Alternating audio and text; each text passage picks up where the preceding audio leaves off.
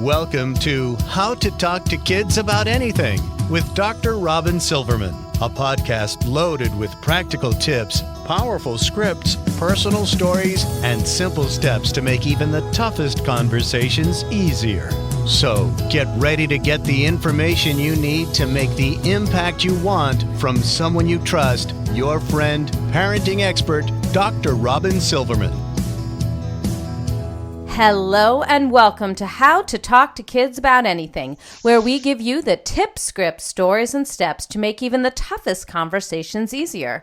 I'm so honored to be your host, Dr. Robyn Silverman, child and teen development specialist, author, and speaker, and most importantly, parent of two great kids who give me the opportunity to love, learn, and grow every single day, whether I want to or not. Believe me, I get it. It's not always easy, but we're in this together, and thankfully, we have some wonderful people helping us along the way. I remember as a child learning that you turn off the faucet while brushing your teeth, you close the refrigerator quickly and turn off the lights when you leave the room. Little things, and they needed to be taught because otherwise I admit I hadn't thought much about leaving the tap on, standing in front of the open fridge for minutes figuring out what I wanted to eat, or leaving on the lights in every conceivable room. I've needed to teach it to my kids too, but of course they sometimes forget. I'm probably more often than I'd like to admit. Sometimes protecting the earth isn't the first thought that comes to mind when you're standing in the shower, letting the hot water fall on your head and back. For some, climate change might feel distant, like something happening elsewhere, but not right here at home. Although this seems to be changing a bit, many families all over the world have found that climate change has begun to touch their lives. Deadlier wildfires, increasingly crazy weather, additional information of melting ice caps on the nightly news, information coming to us through news anchors, as well as out of the mouths of younger and younger activists that are demanding awareness and action. My own children have quoted information from Weird But True books and nature documentaries about what's going on with their polar bears and tropical forests. The truth is we are all feeling the effects, and we are all contributing to the effects of climate change, and we are also able to help solve the problem. Of course, this means we must have the discussions that can bring about the change. It starts with opening our mouths and our hearts so that we can lay it all on the table.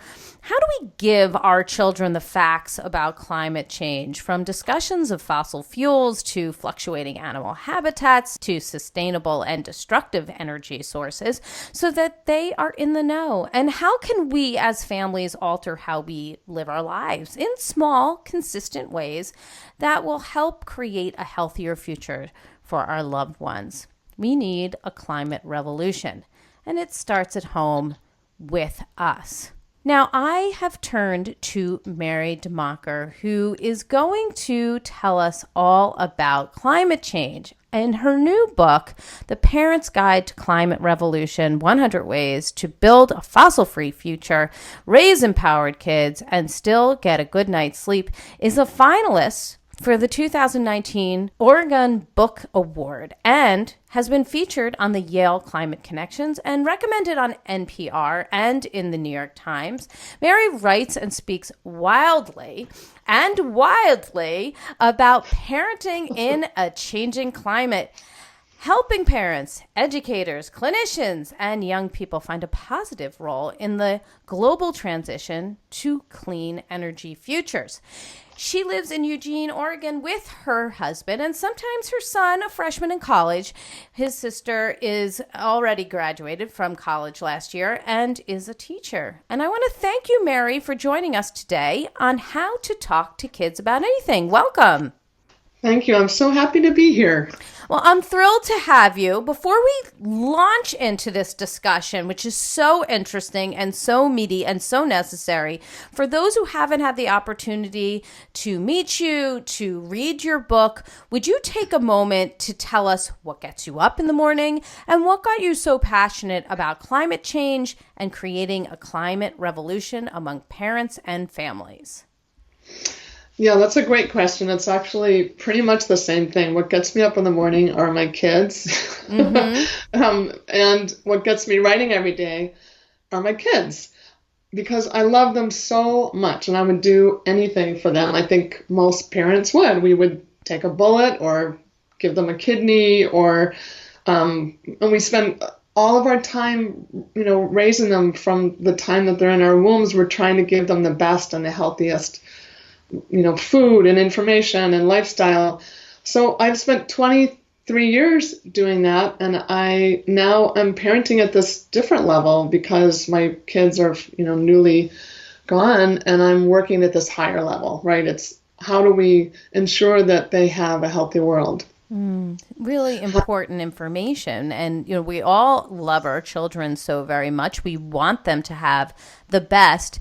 And you're right. When you think about, of course, I'm going to give them a kidney and I'm going to make sure they have a warm jacket, we often don't move our thoughts to climate change right away because for many people, it's not touching their lives right off the bat. But we are starting to see that we're talking a lot about wildfires and really scary sounding hurricanes and tornadoes and floods and droughts and rising sea levels and the extinction of favorite animals, which is a very sore point for my daughter.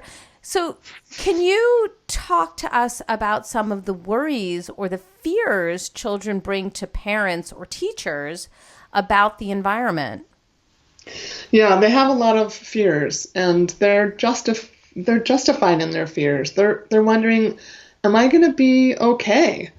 Where am I going to go if my house catches on fire? Thousands of children have lost their homes to fire in the last couple of years, or to floods. And where are the animals going to go? Are the animals going to die? And some of them ask when they get older. I remember my son asking this, don't adults care about what happens to us? Why aren't you adults fixing the climate? Yes, absolutely. It can feel very confusing to young people who can see it so plainly, and it's explained so plainly that we're in need of making these changes, and yet there's so much to it about actually making the changes on a global scale. Before we get into some of the nitty-gritty, if a child was to ask their parent tonight, what is climate change? And just starting there, how would you answer that in simple terms?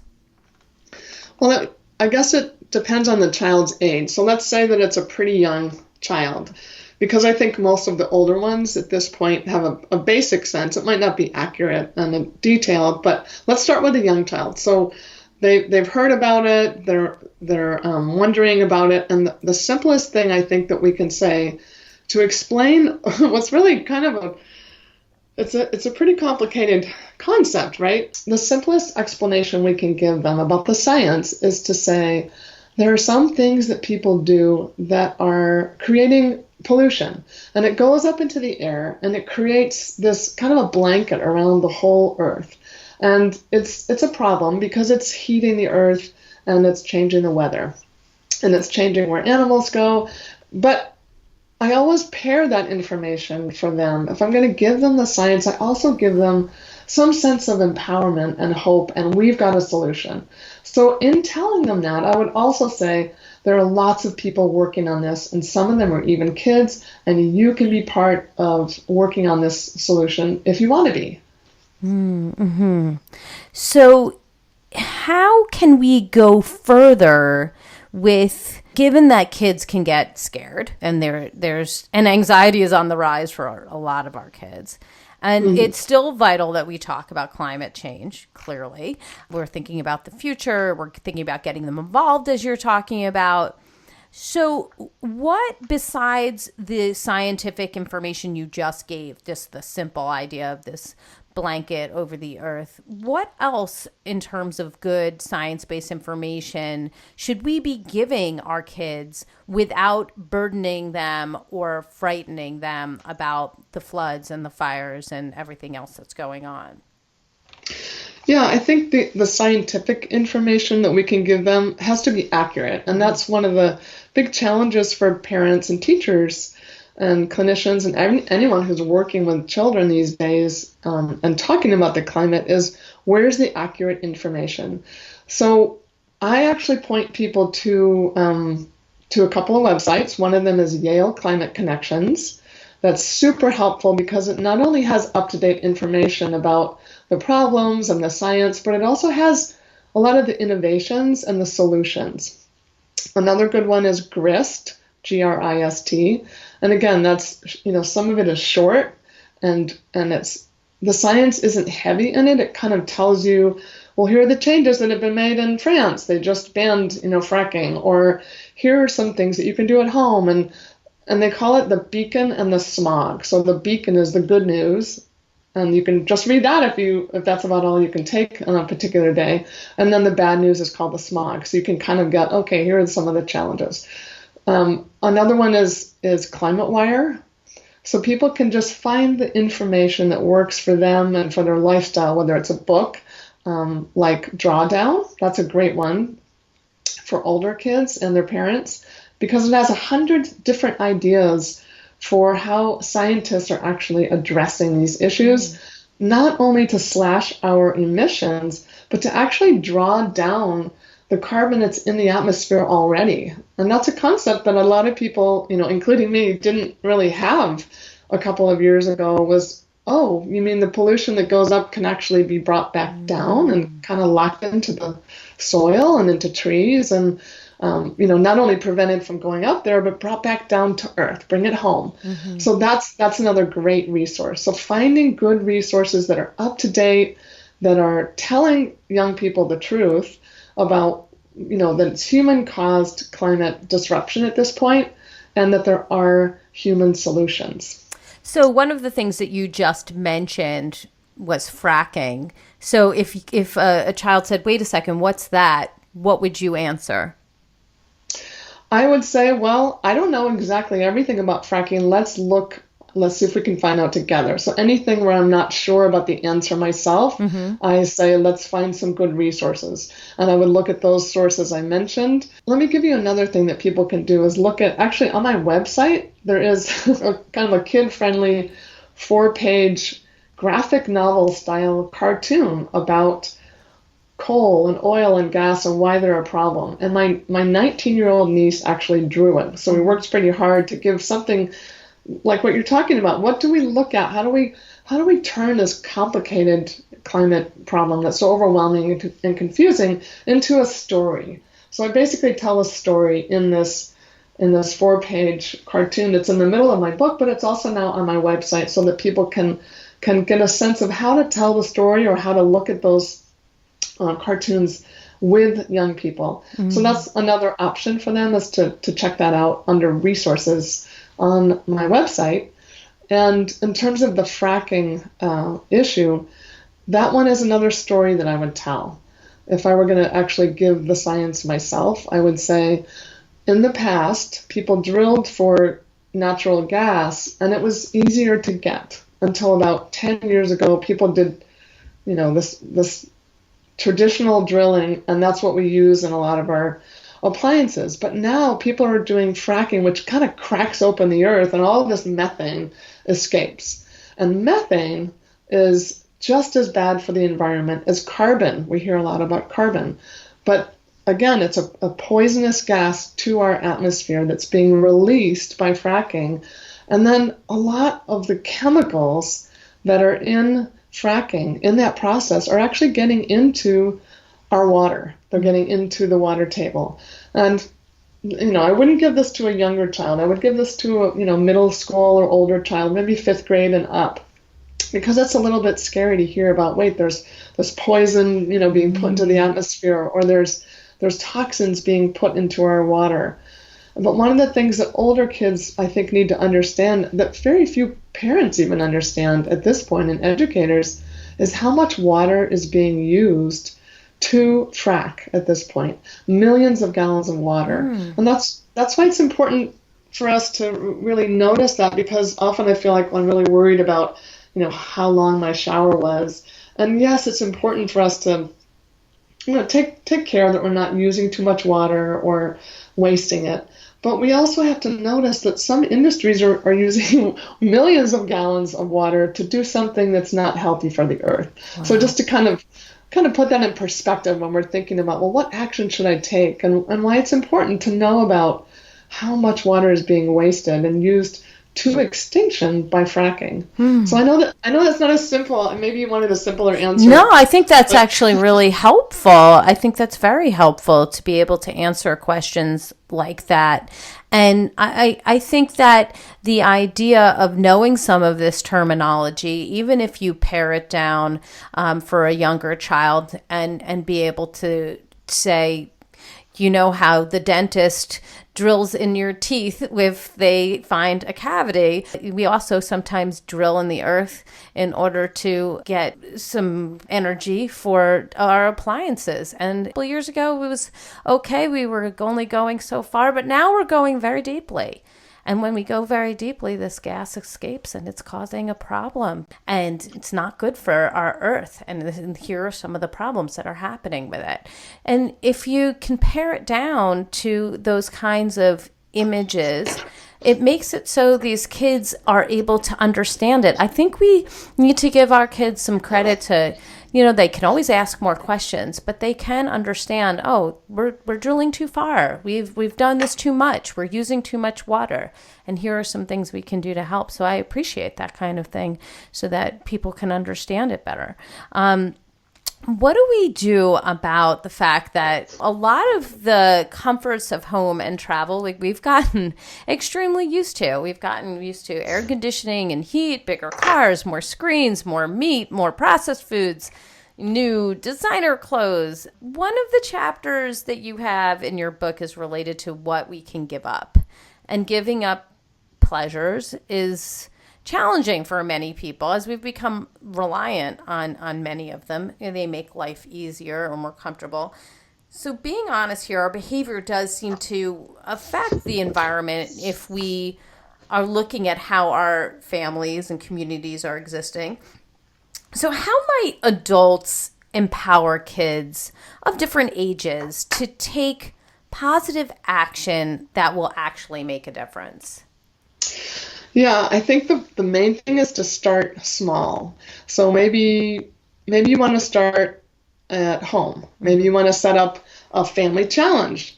Maybe you can say, all right, let's try to cut our food waste this month by, whatever seems realistic. Maybe it's only 5% if you're really overwhelmed that month or there's final exams or something. Maybe it's 25%. Have a conversation with the kids and see what do you want to do? What sounds fun to you? Do we want to try meatless Mondays? Do we want to try composting? Do we want to try, civic action? Do we want to do something at home that we can really feel successful at? So I think the key is to keep it small at first and then celebrate the victory. Like, wow, we got a compost bucket and we finally learned what goes in it and what doesn't go in it, and we've done it for one whole month. Now do we want to try something else? Do we want to try to cut our driving 1 day a week, and then maybe next month 2 days a week? Or do we want to try to buy only used clothes this year when we do back to school shopping? And that was something that really inspired my own kids, was to be unleashed in the secondhand store with a budget and told that basically they could fill up 2 bags. We'll get a lot more clothing for the amount of money that we're going to be spending, and that'll give you more options. That'll expand your closet if it's used. You get a lot more for your money. So what are the things that are fun? What are the things that your family wants to do? And what do your kids want to do, depending on who they are and how old they are and what kind of things excite them?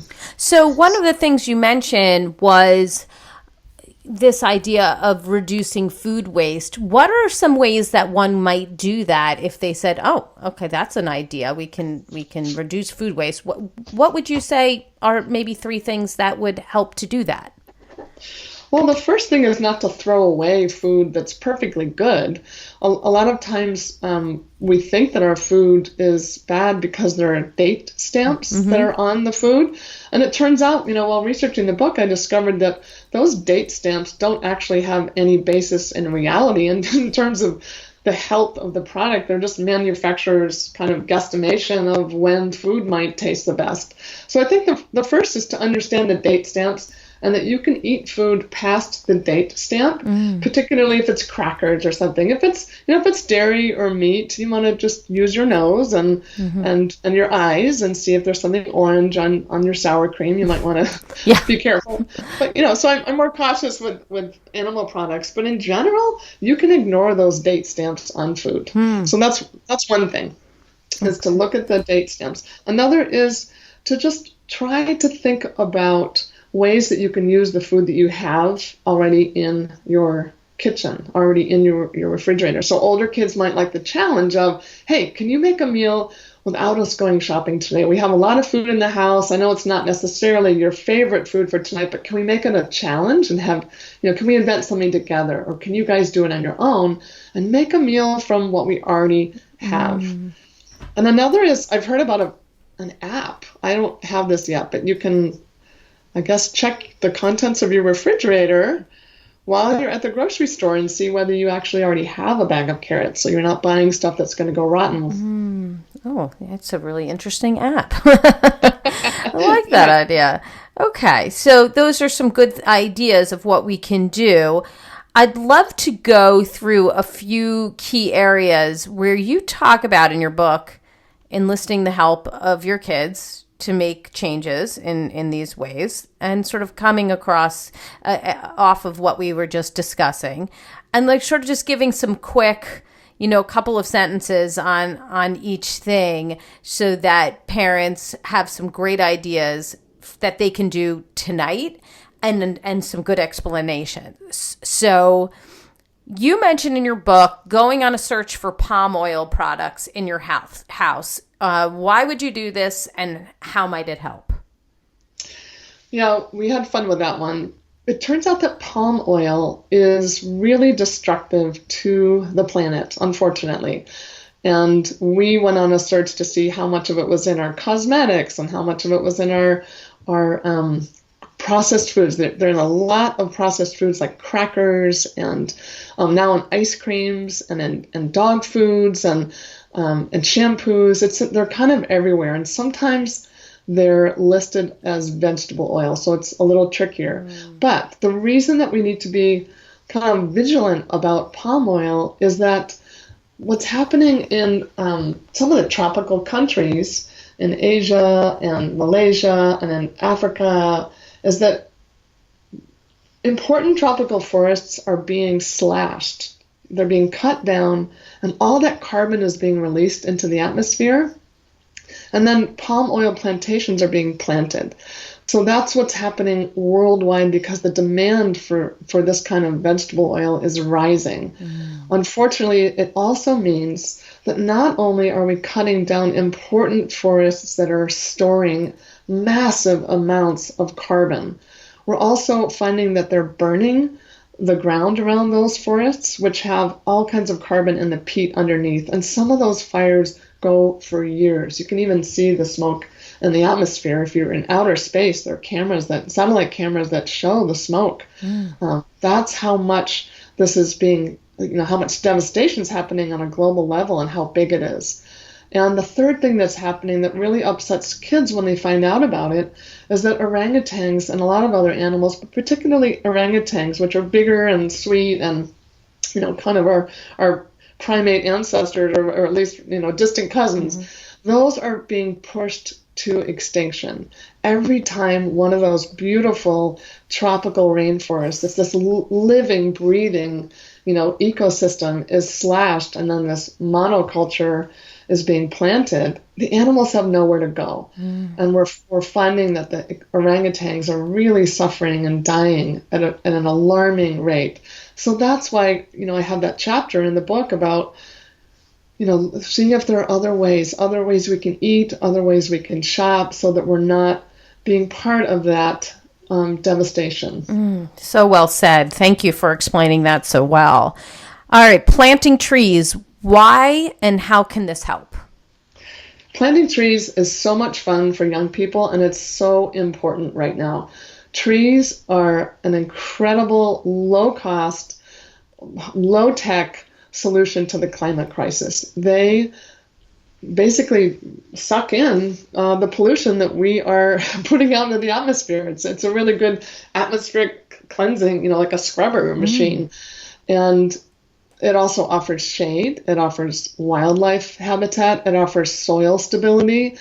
Trees and forests offer water retention. So any place that we can get plants in the ground, that we can take these barren or, places that are drying out, any place we can put trees, put plants, is good for that environment, but it's also really good for the climate because it cleans our pollution. Oh, excellent. All right. Now, you just mentioned this sort of doing the thrift store finds and wearing clothes and getting, I'm sure, sports equipment and everything else from thrift stores. Why and how can this help? Yeah, I think one of the things that's happened, in the last 20 years or so is that we've had a lot more awareness of how what we call fast fashion is really environmentally difficult. It's this idea of getting a new prom dress, getting a new outfit, a lot of new outfits for school, a lot of, having these huge supersized closets now that, makes us want to fill them when we buy a house with closets that are as big as, bedrooms used to be, walk-in closets. There's a sense that, we need to have more, we need to have outfits for everything. And while it's important to have the clothes that you need to function in your life, I think people are starting to really reassess, how many clothes do I really need? And what is it doing to the earth? A lot of these clothes are actually creating, the microfiber fabrics, like the fleece jackets and the yoga pants. A lot of those, when they're washed, are putting micro pellets of plastics into our oceans at this really alarming rate. So one of the things we can do is just be mindful about what kind of clothing we're buying, what's it made of. And oftentimes you can find at the thrift stores, it's almost easier sometimes to find older, used clothing, cotton, linen, wool, sweaters that are better for the environment when you wash them. And then aside from the washing, just the production of, a lot of these clothes at the level that they're being produced and the amount that we're expected to buy, most of them end up in the landfill within a very short amount of time. And there's information about that online. There are more and more wonderful clothing companies that are trying to build wardrobes that are sustainable, that are good for the earth, that are good for animals, that are good for the ocean. So maybe just look online to find out about some of that. Patagonia company has a lot of information on their website about the impact of their own products on the planet. So that's interesting to see them taking ownership of, hey, wow, some of our micro fleeces and such are doing damage. So how can we mitigate that damage? How can we avoid that damage? So that's one resource is Patagonia. But in general, anytime you have a brand new product, there's going to be an impact on the climate, on the oceans, and in our atmosphere in terms of pollution, in terms of waste, because all those products are packaged and then they're transported and then they're put in stores that are heated and then they're packaged in bags when you take them home.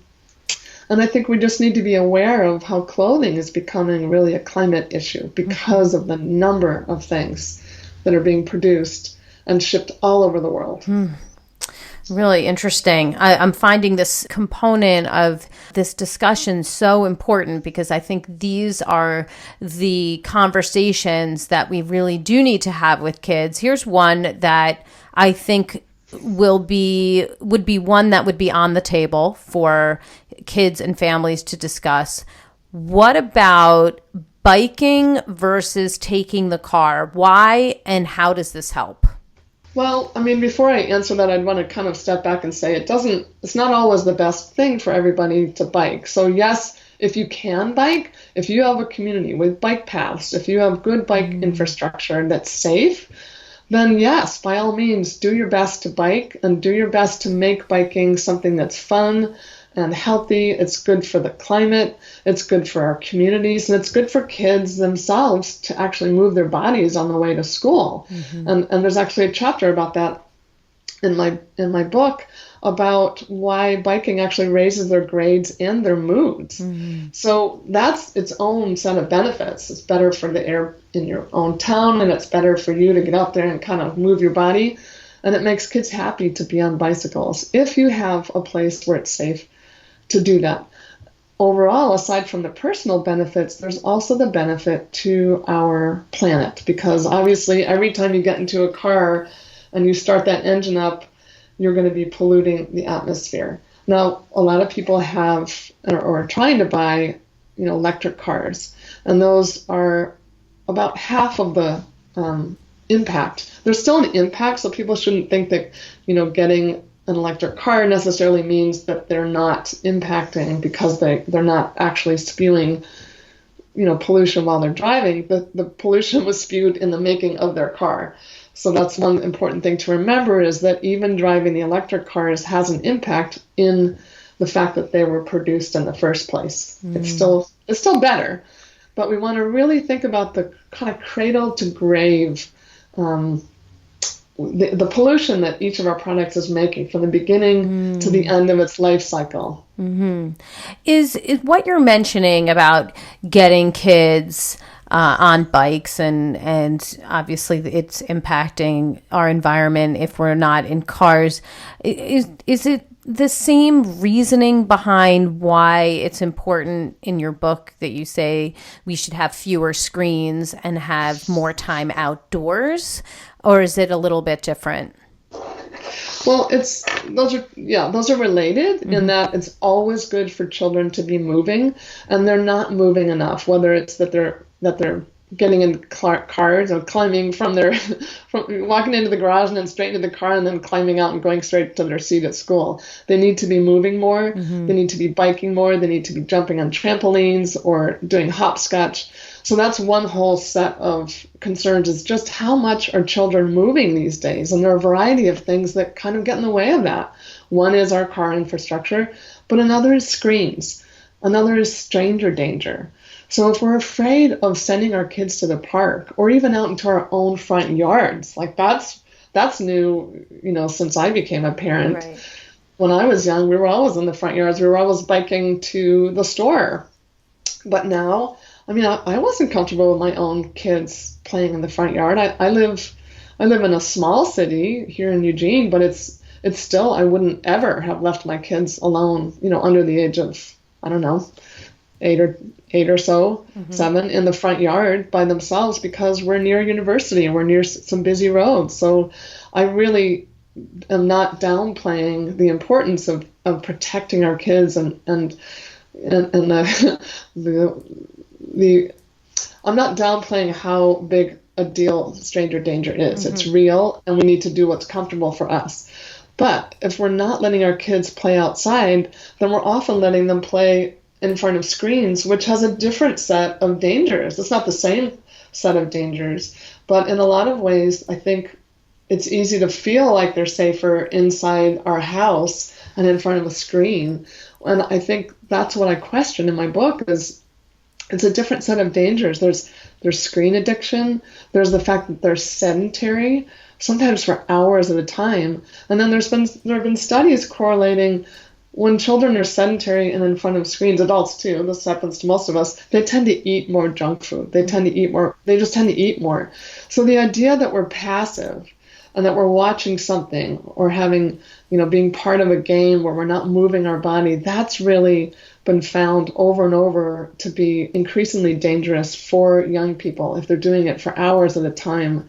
And books like Richard Louve's, Vitamin N, give some solutions for getting kids outside. And, he's the one that wrote Last Child in the Woods, and he identified the concept of nature deficit disorder and really has documented, with the help of a lot of doctors, the impact that the sedentary lifestyle, this indoor lifestyle and this screen lifestyle is having on our kids. So he's another good resource. I would imagine that part of getting kids out into nature is also just feeling connected to your environment so much more, and feeling like, how can we care about something that we're not in? I remember being out in the grass and looking at the animals and lying on the ground and looking at the clouds. I mean, how can we at all feel connected and feel like we want to do something about something when we're constantly, inside or on a screen or, away from the very thing that we need to be part of in order to solve a problem. Isn't that correct?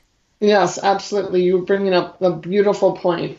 We tend to act on behalf of the things that we care about. So not only is it really important to be outside just because it's good for us, it's good for our spirits, it's good for our family connection, it's good for our health, and it's also really good for our understanding of how we depend on the natural world for our clean air. We depend on rivers to give us our water. We depend on glaciers to melt and feed those rivers. So it matters that the earth is heating. But it also, I think, allows children a deep sense of belonging on the earth when we give them time in nature. So I talk a lot about that in my book. Is not only is it important to go to parks, but it's important for us to be relaxed when we go to parks. It's important for us to take off our shoes and to play as well, and to be part of immersing children in a joyous experience in nature and listening to the birds and feeling a connection to birds. They're pretty magical beings if you think about it. They fly through the air and they sing. Wow.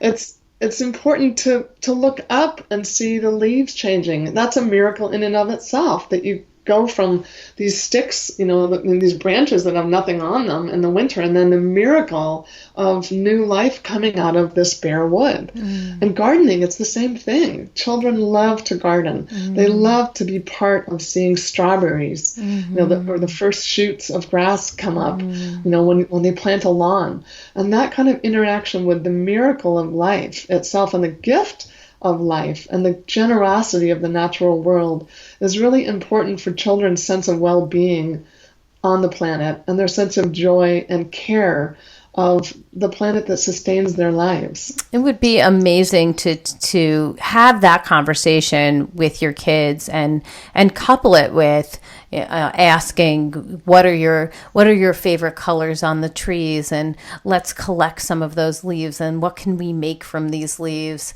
It would be so neat to be able to talk about all these great things that you're talking about and these miracles, and ask about what might you want to plant, and let's go to the store and maybe get some seeds and grow something, or what kind of garden would you like to have, because it feels like having that kinesthetic moment where they're using their hands, they're part of something, they're investigating what's on the ground or on the trees, or it makes it so they have that connection, and then they also have that knowledge. All these kinds of conversations don't need to happen face to face when you're sitting on the bed or in the car, for as far as some of the more serious conversations that we might have that don't have a real kinesthetic component. But this really does. This has this physical part where you can just go outside and point and pick and look and be really part of this incredible environment that we have. Isn't that right? Yes. And I call that kind of the big yes, like having that relationship to the earth, which is our home. Let's garden it. Let's weed. Let's clean up after ourselves. Let's take care of the animals. Let's put out a hummingbird feeder. Let's plant butterfly bushes if we have a yard. And let's support anything that gives animals a good habitat and that allows forests to grow, and really say yes to a clean air, clean water, clean soil, and know what that looks like. Really show them what does that look like, and let them jump in and be part of it. So we composted with our kids. We still do. We recycle. When my son was little, he rescued worms from puddles. That kind of love of other creatures and recognizing, oh, there's a need and I can actually help. I can take action. I can do something.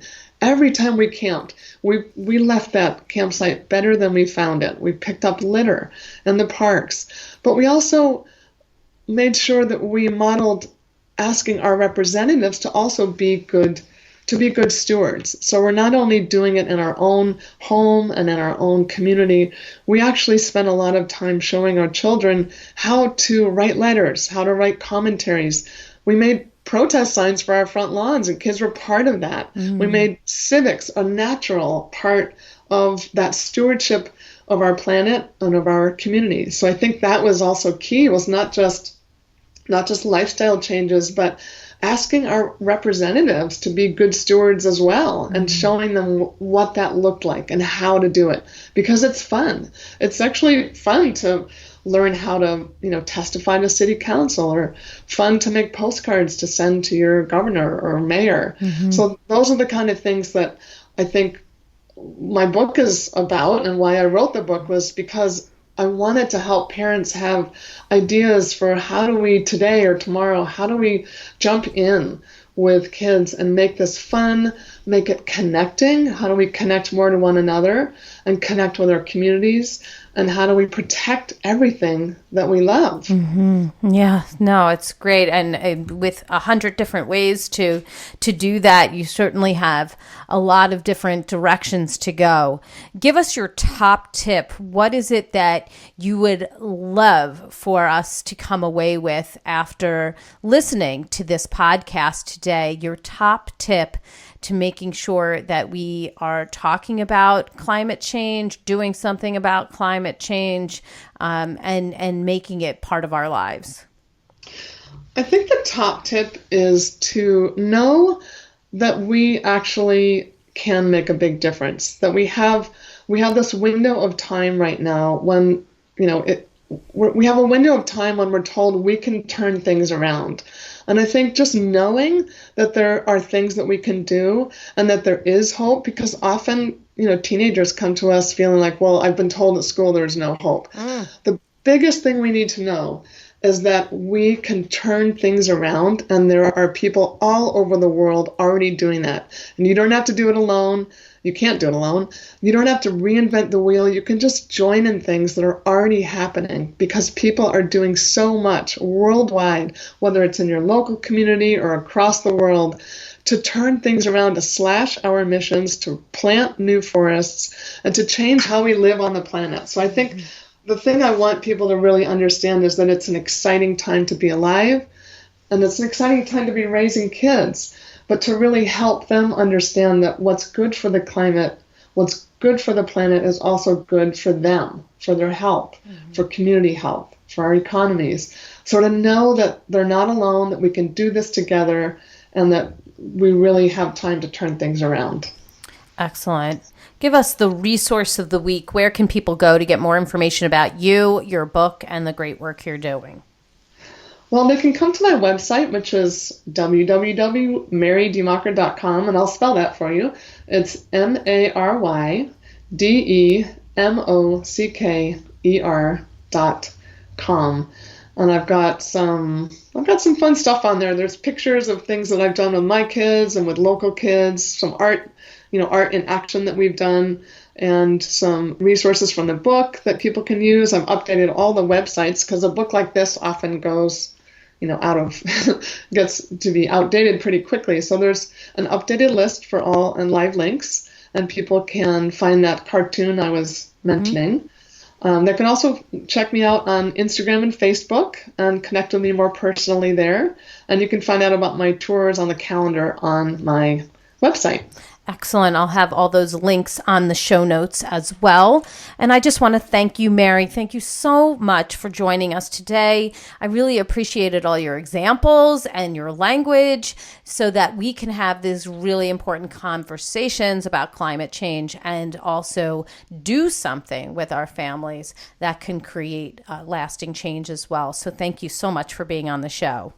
Well, thank you so much for having me. It's my pleasure.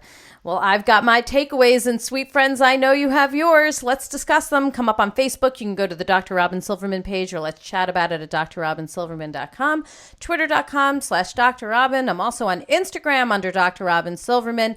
I'll be going back and forth with Mary, creating memes based on things that she said, some great quotes, so that you can share them with your friends and your followers and get this conversation going in your world. And if you love this podcast, I'll hope you go up to iTunes and rate and review it. It makes such a difference, and I have to just thank those who've already done it. Thank you so very much for your beautiful reviews. If you will go up and rate and review the podcast, and other people then can hear about these outstanding solutions and use them in their own homes, because the more that you rate and review, the more publicity the podcast gets. That's just how it works, folks. I truly appreciate it. That's all the time we have for today. Thank you so much for tuning in to How to Talk to Kids About Anything. For more information on books, articles, speaking engagements, or curriculum, please visit drrobynsilverman.com. I look forward to weathering the storms and enjoying the sunny side of life together. And please remember, even on the days when you fall short, you've got this. You're here. You're getting the information you need.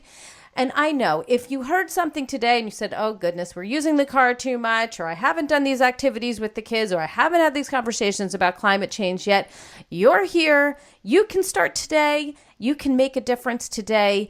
All is not lost. Parenting is the ultimate do-over. I get it. And as there are moments when we doubt our know-how, our choices, and our sweet sanity, please know you're 10 times the parent you think you are. Until next time, this is Dr. Robyn Silverman with How to Talk to Kids About Anything.